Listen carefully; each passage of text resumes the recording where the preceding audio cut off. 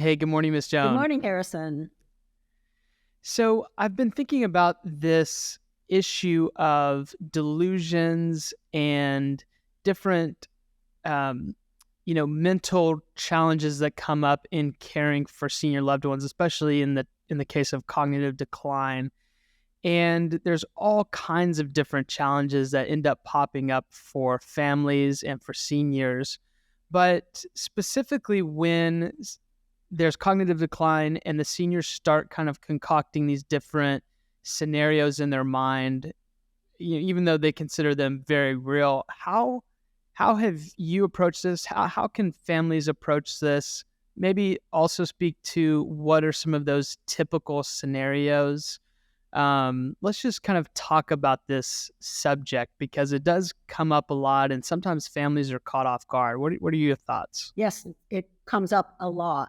And I thought, as I was thinking about it, I thought I'd mention a couple of things about the differences between like delusions, paranoia, and hallucinations, and also the issue Mhm. of delirium. All of this affects elderly people in different ways in the families. So delusions are like a false belief or judgment that there's no factual thing to corroborate that.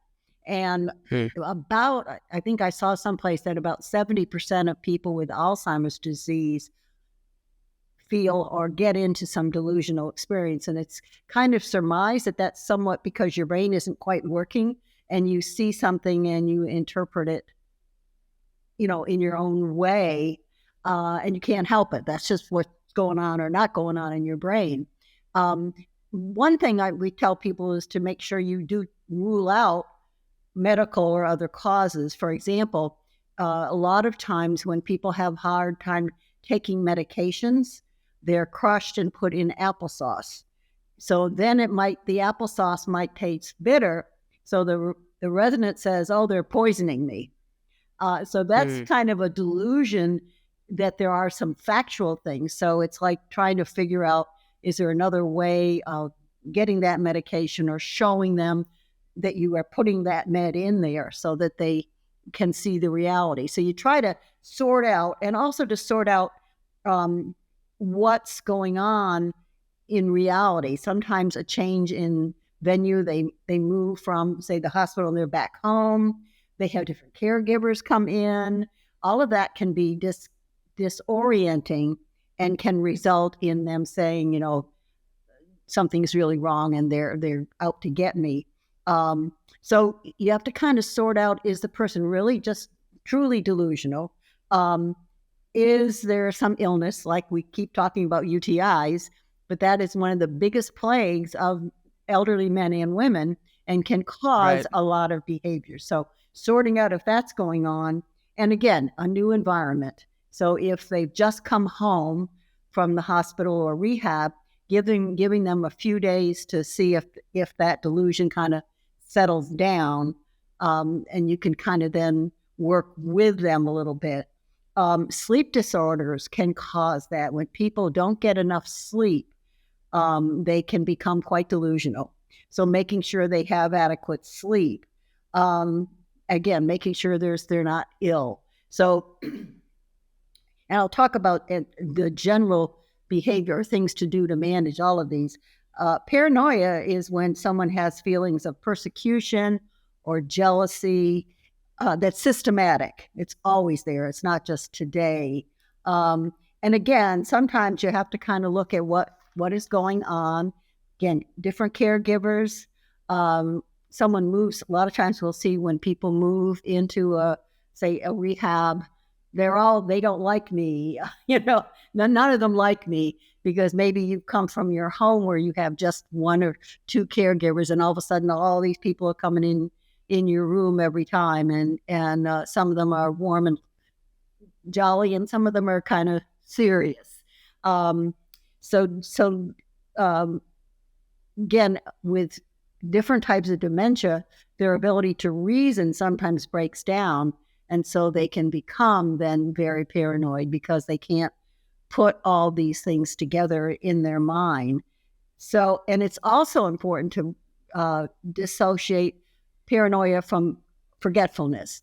For example, they put their purse in the top drawer of their dresser when they were going to out, so they would not lose it. And then they come back and forget where they put it. And so somebody obviously stole their purse. So, helping them sort out the reality from that. And again, when you have different people coming in, if it's not a consistent caregiver, it's not unusual for an elderly person to assume that this new person is going to steal from them. That can happen. So building that trust and getting to know each other is important. Then, of course, there's hallucinations. And that's really defined as seeing or hearing or tasting things that aren't there. And that can be very scary for the person going through it as well as the caregivers. And hallucinations are very common with Lewy body dementia. Those Lewy bodies affect the sight part of the brain, and therefore that person can see things that aren't there, and they can't help it. And I've had a resident recently in a community that I was working in. He and his wife, has Lewy body, and he has hallucinations, but he knows they're hallucinations. It still scares him. And his wife says, he's just hallucinating. So they kind of gotten to the place where they're accepting. But it's important always in these situations not to argue with the person. Don't say it's not there. What we tell people is if they say there's a bunch of people in that closet and they're going to come out, and instead of saying, no, that's not, and arguing with them, you just say, don't worry about it. I'll take care of it for you. So you kind of go with it without saying, yeah, you're right. There are people in there. You don't do that. I'll take care of it. Don't worry. Be patient. Never argue with any of these. If someone says they're trying to poison me, don't argue. Just say, well, let's look at what's going on. Let's see about, have you had your meds? And sometimes medications can either cause some of these behaviors, the hallucinations or delirium, or sometimes the lack of medication.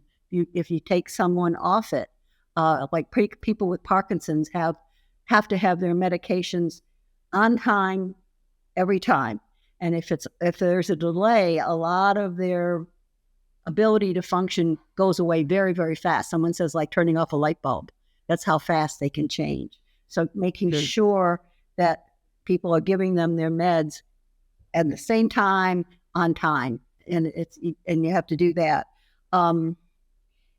So some of the ways to deal with it, again, don't ever argue. See if there's any things that trigger it. We had a resident one time who was a World War II, in the World War II.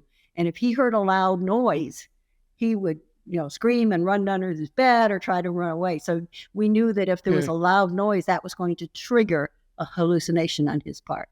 So if there's certain things that trigger that kind of behavior, to try to avoid that, making sure that they're safe. If they are really frightened by a delusion or a paranoia or hallucination, making sure they're not going to hurt themselves or someone else. If they have always been maybe a physical person and they think you're about to hurt them, they're going to punch you. And so you have to make sure you're protected and you're safe. But I think the biggest thing I see people wanting to do, family members, staff, everyone, is to argue with them. Say, no, that's not true. That is not true. And one other thing that I want to mention that's in the same boat is called delirium. And that's really an acute illness. That's not a temporary thing. And it has been really studied and shown that a very high percentage of elderly in a hospital experience delusions. And they are, you can't argue with them. They're just totally not there. And a lot of times, I heard a presentation from Piedmont Hospital, which has a geriatric specialty, tell family members never let your elderly relative go to the hospital by themselves. If you could have somebody with them, because it's just surmised that the noise, the constant coming and going, the beeping sounds, all of that can play a really havoc with the brain. And delirium shows in that they're totally out of it. They're acting crazy. And you can't reason with them and you can't calm them down. So that's some of the time where we have to go to meds. So I think the overall thing is it can happen, especially if there's any type of dementia. How you perceive the world. They define dementia as seeing the world differently, experiencing the world differently. So we don't know what their brain interprets something as. So it's not arguing, but kind of working with them, seeing if there's similarities of when they act a certain way, keeping them calm, keeping them involved, exercise, good sleep, all the things that we all need to do to stay well. But you have to pay a special attention with an elderly person, particularly if that elderly person has some dementia. When you're talking about reassuring them rather than arguing with them, that is a counterintuitive point that comes up constantly. I can't tell you how many times we've seen that where the family member is arguing and thinking that they're being helpful and trying to help them understand the reality of the situation, when we encourage them to just reassure, like you mentioned, that goes so much further for the client. But it's really that's the end goal. Yeah, but it's a normal human thing. And if you told me that you're looking at me right now and there are these little people behind me, somebody else is going to say, Harrison, that's not true. You can see Joan, you see the picture, you see this.